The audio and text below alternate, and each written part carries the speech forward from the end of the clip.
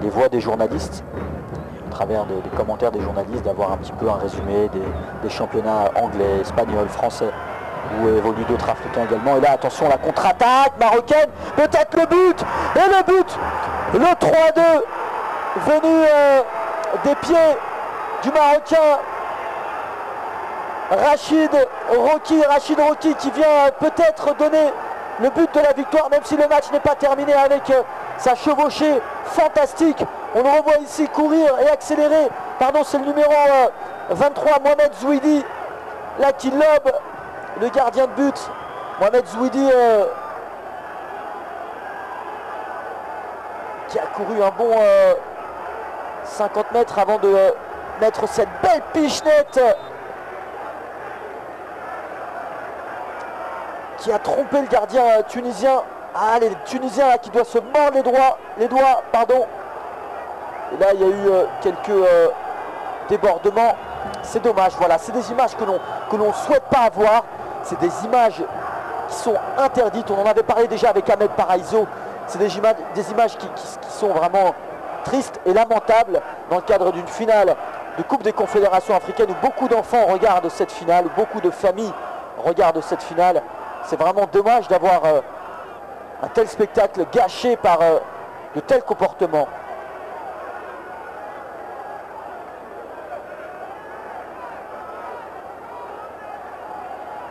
Pour répondre à Frédéric Zanclan du Bénin, tout simplement, on ne peut pas donc revenir sur la diffusion. Mais pourquoi nous ne pouvons pas diffuser le match de Première Ligue, ou Ligue 1 française, ou Liga, ou la Bundesliga allemande sur le quotidien, parce que c'est un investissement qui est très coûteux.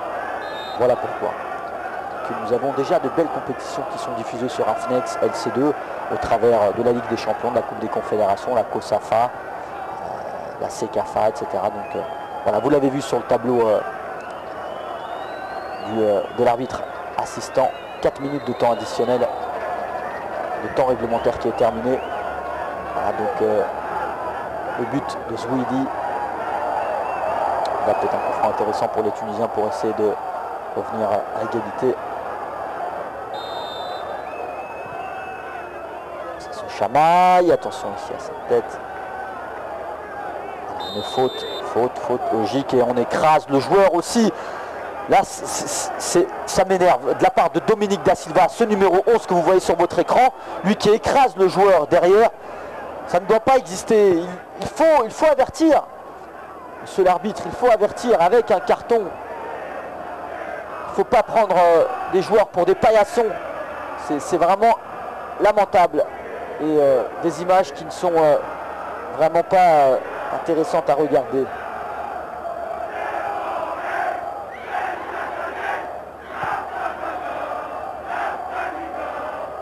Les Marocains qui sont bien revenus dans cette partie. Et de pied ferme, en jouant du vrai football, en jouant correctement et judicieusement, faisant les bons choix et en étant décisif à plusieurs reprises. Faute tunisienne.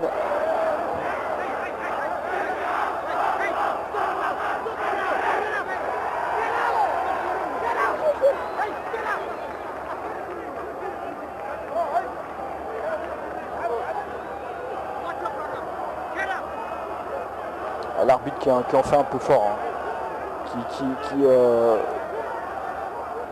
Je ne sais pas, il a un comportement un peu dangereux, donc un peu lunatique, une fois il va être bien, une fois il va être pas bien, donc c'est difficile d'arbitrer dans des conditions. Et le 4e but, ballon qui a touché la barre transversale.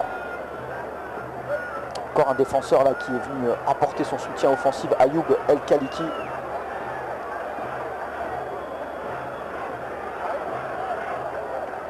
On l'a dit, hein, le gagnant aura plus de 660 000 $, le gagnant de cette Coupe des Confédérations.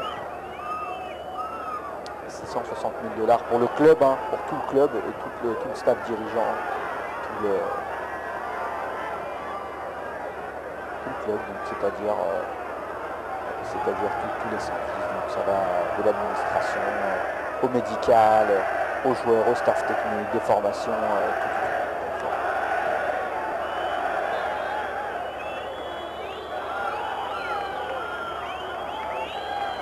à nous écrire, on essaie de répondre à l'ensemble des téléspectateurs bien sûr.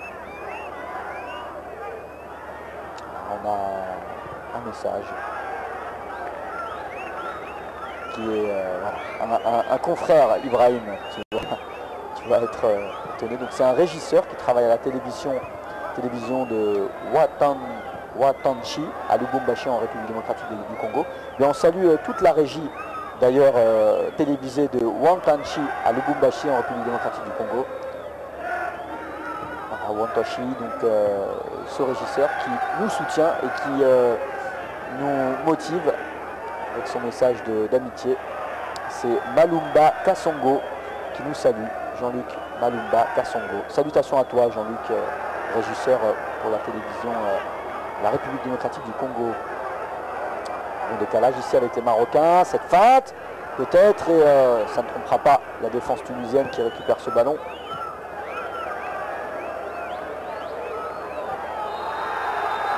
Et le sacre final pour les Marocains qui ont effectué un déplacement